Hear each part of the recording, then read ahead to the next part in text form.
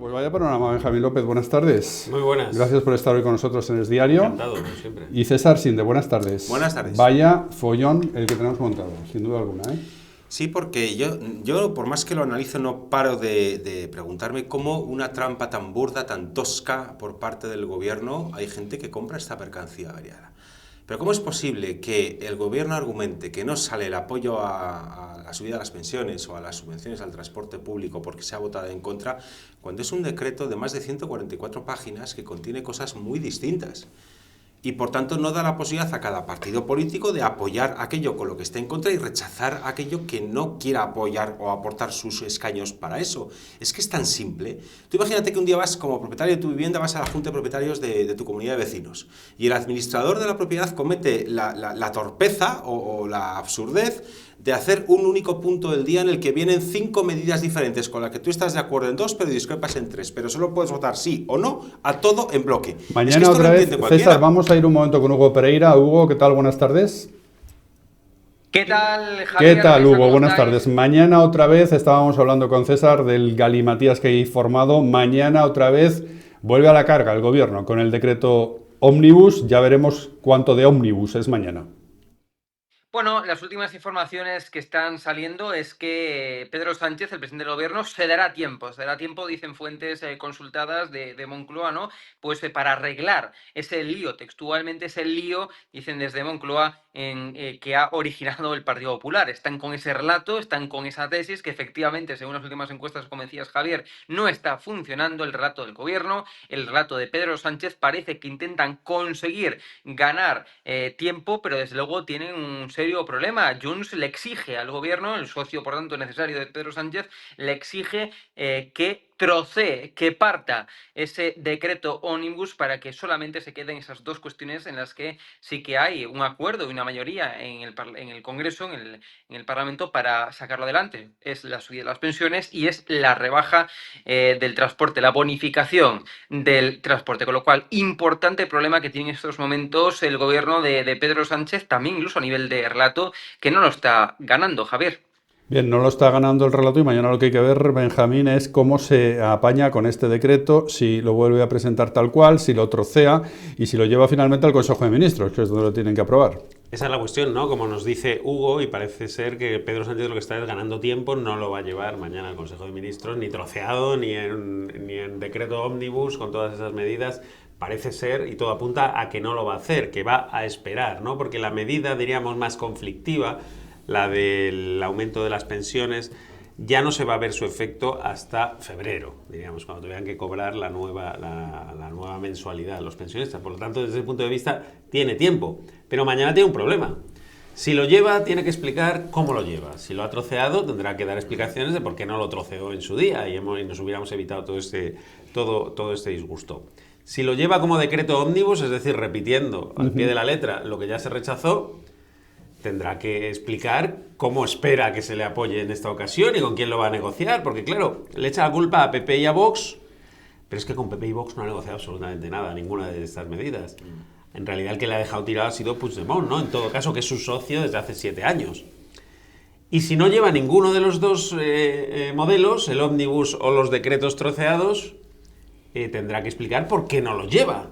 Y bueno, porque los pensionistas tienen que esperar a que se les solucione el problema, porque los jóvenes, sobre todo, que son los más afectados, tienen que esperar las bonificaciones del transporte, etcétera, etcétera.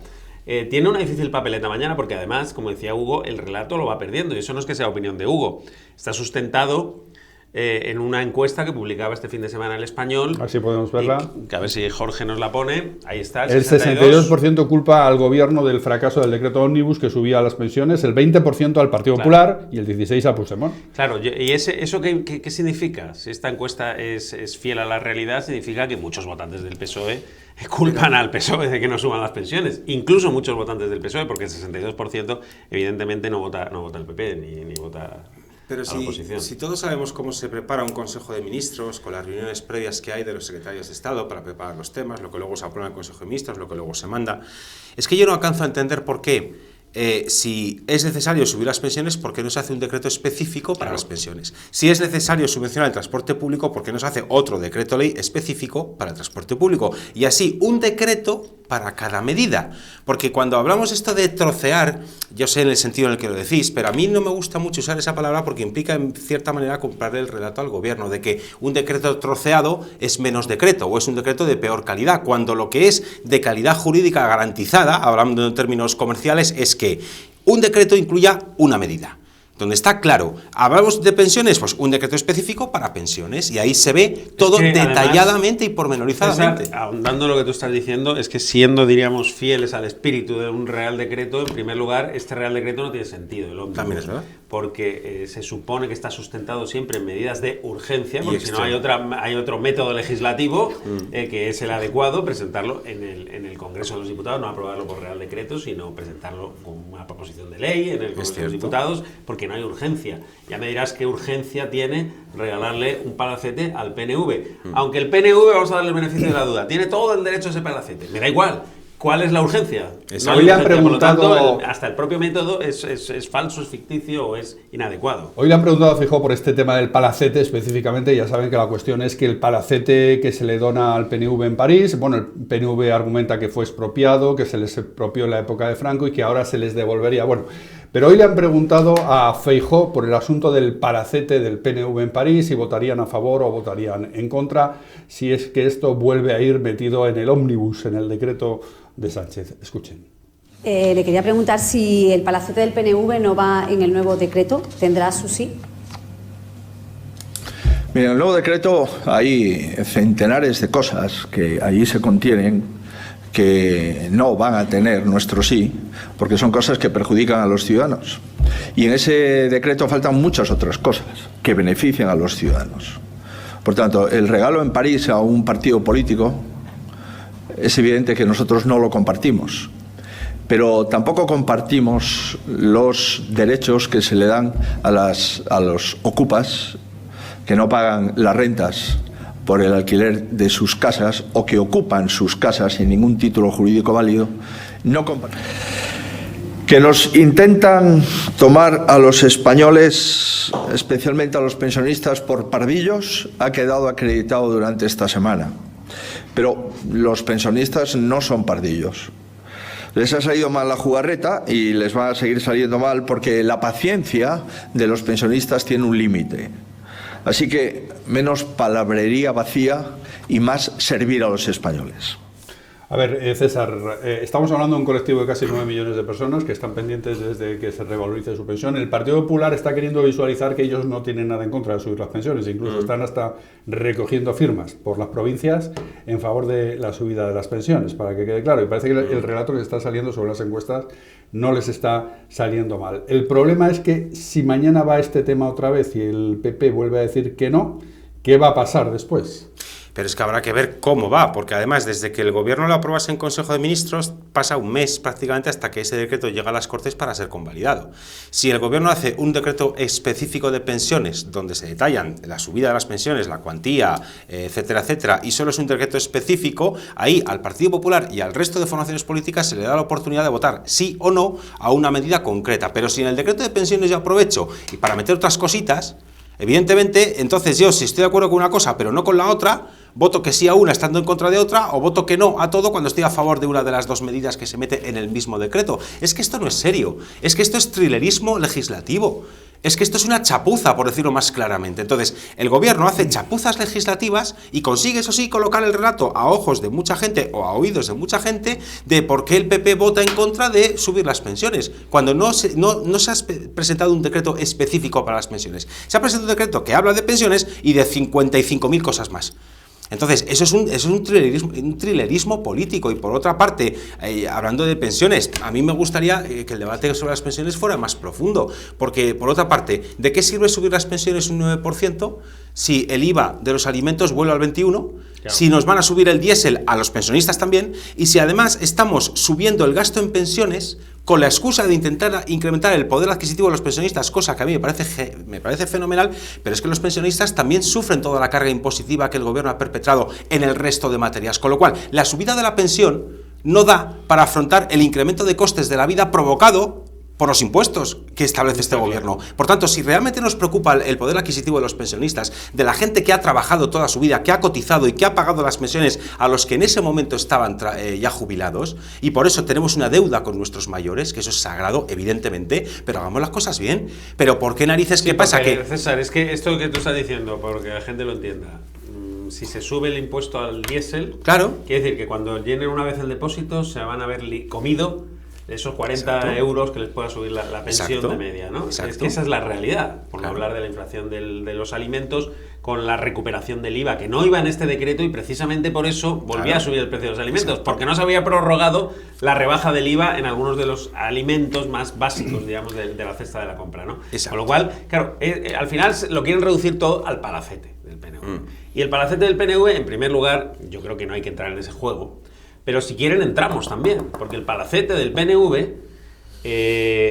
hay que recordar que Patxi López fue el endacari en el País Vasco con los votos del PP, entre 2009 y 2012, ¿vale? En 2010 se hizo un informe sobre ese palacete, un informe desde el gobierno vasco que concluía que era muy dudosa la titularidad del inmueble, que absolutamente dudosa. Tuvo tiempo, tuvo 3 años para intentar devolverle al PNV, no movió un dedo para devolvérselo. Es más, ya digo, el informe que elaboró el gobierno vasco era que la titularidad no estaba claro. Nunca presentó escrituras el PNV, además. Ni mucho menos del PNV, ¿no? Porque no está nada claro que fuera del PNV. Y ahora lo que hay es, en realidad, es una especie de financiación encubierta. Te regalo el palacete y te lo alquilo por 1 millón de euros al año. Claro, no está mal, ¿eh? No está mal el negocio. Te regalo un edificio de 20 millones, 15, 20 millones de euros y encima te lo alquilo. Especulando con la vivienda. 1 milloncete, ¿no? O sea, te lo alquilo por 1 milloncete al año, que es financiación para el partido, con lo cual, oye, menudo chollo. Pero es que no está ahí la madre del cordero. Está en que este decreto tiene más de 90 medidas, de las cuales, pues, cada una es de su padre y de su madre. Unas pueden estar bien, otras regular, otras mal y otras peor.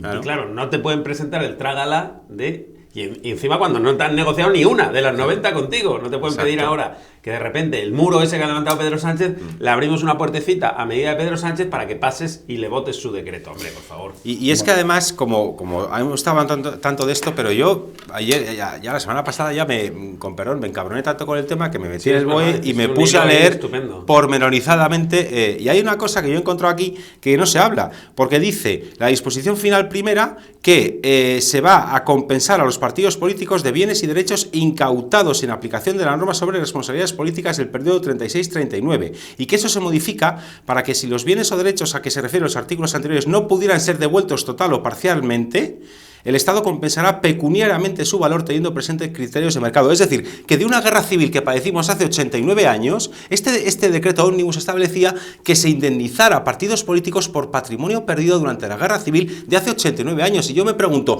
¿y qué culpa tenemos los españoles de hoy, 89 años después, para tener que pagarle ningún patrimonio perdido a un partido político ni a nadie? Es que esto ya ha prescrito. ¿Cuánto tiempo más vamos a tener que estar pagando cosas con la excusa de la guerra civil? ¿Y qué pasa? ¿Que los partidos políticos fueron los únicos que perdieron patrimonio en la guerra civil? En la guerra civil perdimos patrimonio todos los españoles de aquella época o todos nuestros antepasados. ¿Por qué a unos se les compensa y a otros no? Pero esto de volver a airear estas cosas 89 años después, pues esto iba en el decreto ómnibus. ¿Por qué?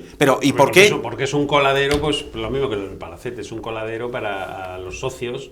Enchufarles una cantidad de dinero como para que les convenza para seguir apoyando a Pedro Sánchez durante esta legislatura. Y luego es un coladero. Claro, y luego tú votas en contra de esto y encima eres un perverso que no quieres la revalorización de las pensiones. Oiga, pues si usted me va a juzgar por no revalorizar las pensiones, presente usted un decreto que solamente incluya la revalorización de las pensiones. Y si yo voto en contra de ese decreto, me echa usted encima toda la porquería que quiera. Pero si me mezcla cosas distintas, ¿no? Bueno, sabes, por primera vez hemos visto al PP en bastante tiempo, hay que decirlo, creo yo, dar la batalla por el relato. Normalmente plegaba un poco las orejas y miraba para otro lado y se avenía diríamos, al consenso mayoritario, como quieras llamarle, ¿no? A lo más políticamente correcto y tal.